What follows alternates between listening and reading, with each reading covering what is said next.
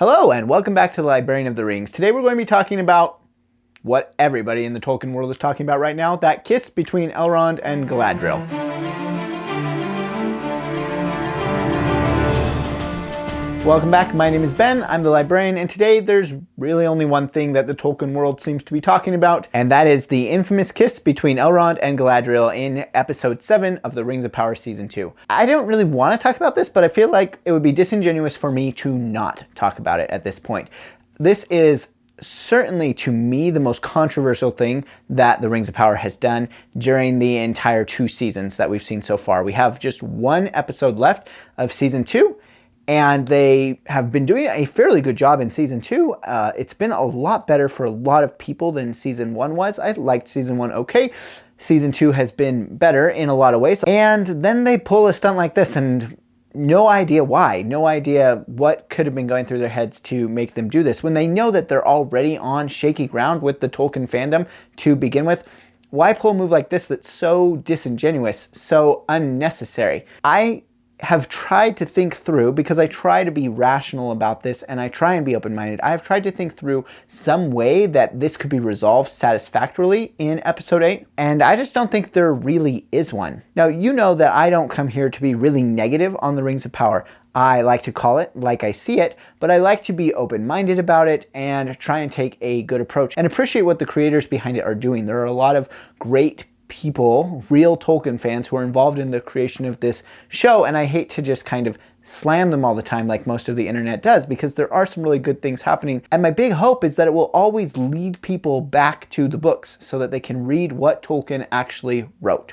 And so the reason I feel it would be disingenuous for me to not address this particular scene is I feel like I've done a lot to encourage people to keep an open mind about the Rings of Power and tried to, in ways, defend them from some of the criticism that they've gotten about certain characters and things, Galadriel in particular. And I felt in a lot of ways betrayed, like a lot of people did, by this particular moment in this particular scene. Sometimes I wonder if I'm just reacting too much, if it's not really that big of a deal, but I know that this was a big deal because Rings and Realms actually released a special mini episode just for Corey Olsen to talk about this issue. And that episode was much more reaction than anything Rings and Realms has done up to this point. They really try to strive for analysis. And in this one, Corey was certainly trying to approach it from analysis, but you could tell it was emotional and a little bit difficult for him. So if Corey Olsen is feeling this way, I think it's safe to say that pretty much across the Tolkien fandom, we're feeling this way right now, and that is this sense of betrayal. And betrayal gets tossed around a lot when we're talking about Lord of the Rings adaptations. This one seems to actually be there. They have taken 2 characters that are well known, and people have had their qualms about the way they've been represented in Rings of Power before now. But to have them have this kind of moment where they kiss is a really strange thing because of their family relationship and who they are supposed to be. It doesn't make any sense. Now, to be fair, there was not really any explanation in the show given for this, except that it certainly is a ploy for Elrond to get the brooch to Galadriel so that she can escape from the orcs. So that is the reason for it happening. We just don't know why it needed to happen in this way. It seems like that reasoning could have been accomplished by like a bro hug between them or something like that, where he could have just slipped it to her that way. In fact, maybe if it was involving their hands, it would have been even more subtle in that way. And so I think that the disingenuous part from the showrunners is doing this for what appears to be publicity. Now, it's worked. We're all talking about it, right? I didn't feel like I couldn't talk about it. I took last week off from talking about Rings of Power entirely and reviewed the Hobbit pop-up book instead. But I didn't feel like I could avoid talking about this because you just can't be a voice in the Tolkien community right now and not talk about this issue. So the question is, should we continue to keep an open mind about this show when they've done something that seems to be so egregious? I guess the answer is yes. I'm certainly going to watch episode 8 and see where that takes us. Maybe there's something they can do to redeem this moment, or maybe they'll just move on from it and ignore it from here on out and basically act like it never happened. It was just a ploy to get the brooch to her. I would really like that to maybe even get some exposition. So I'm like,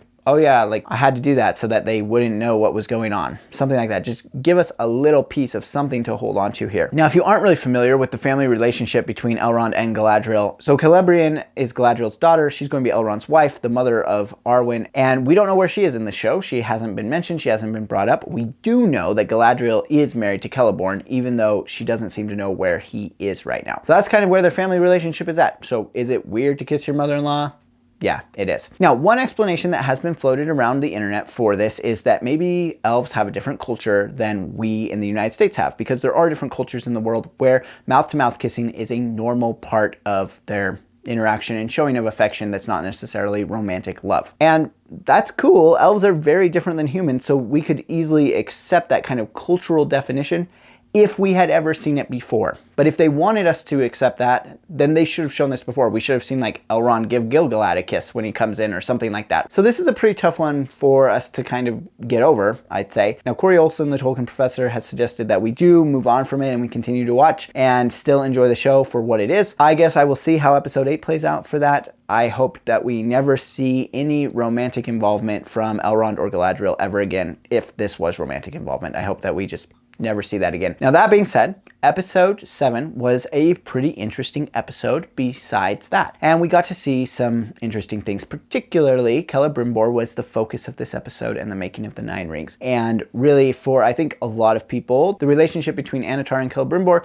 has been a real highlight of this show. And I think that continued as we start to see the betrayal come into place here, where Celebrimbor actually knows that he's been betrayed and he's put into a very awkward situation. Now, I could have done without having him cut off his own thumb. That was a little bit too much for me. I had to not look during that part. But the evolution of that story, I think, is showing a good story, the story that they're trying to tell, even if it's not exactly in line with how the books played this story out. It's still been a useful one for us to see. I was glad that we got to see Elrond and Durin together again, because that's something that I've missed during this second season. It's just not having that friendship between them, so it was good to see them. And it was really interesting to kind of expect this moment of saving from the dwarves and for it not to come. So often in Tolkien's works, you do have this moment where this unexpected saving comes out of nowhere, often eagles. And here we had the reverse of that. So that was interesting to see that the hope that was looked for didn't come, where so often in Tolkien, the hope that is not looked for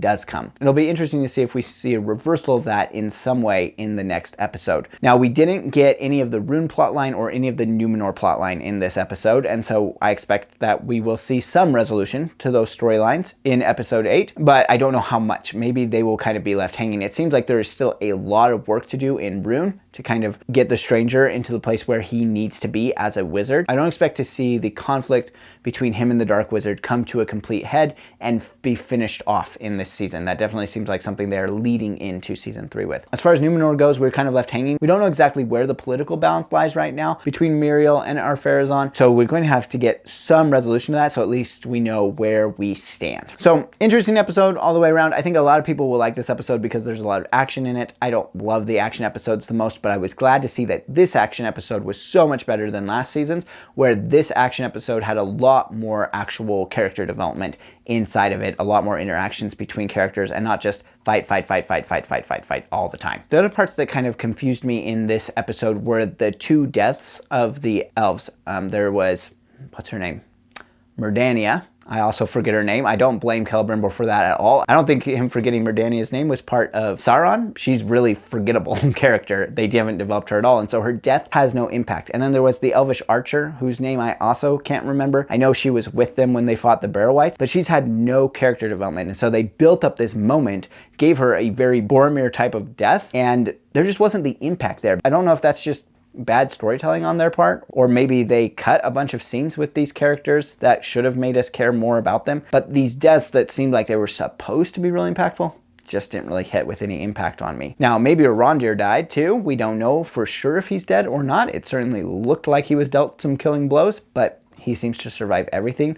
But with Arondir, I also don't feel much emotional attachment, especially since Bronwyn is dead. It doesn't seem like he really cares to be alive anymore. Mostly, it seems like Arondir's just shoved into this show for action shots, and there isn't a lot of actual development for him in this season. I felt that in the first season, he played a really important role, but in the second season, he's just kind of been there to show action shots, jumping over wagons and smacking down on trolls and stuff like that. So, not too much impact there. If he dies, I don't think I'm going to really feel it. And that's going to do it for me today. Those are just some of my thoughts on episode 7 and specifically dealing with that issue of the kiss. Now, I would love to hear your thoughts below, but as always, because this is a controversial subject, I will moderate all the comments coming in down below before they are posted. So please, even though you might be feeling upset and angry, try and keep it respectful and well thought out. And of course, avoid anything that's inappropriate or any swear words or anything like that down below so that we can keep this a good environment for everyone. That's going to do it for me today. Thank you so much for watching. Until next time, farewell wherever you fare. May your ears receive you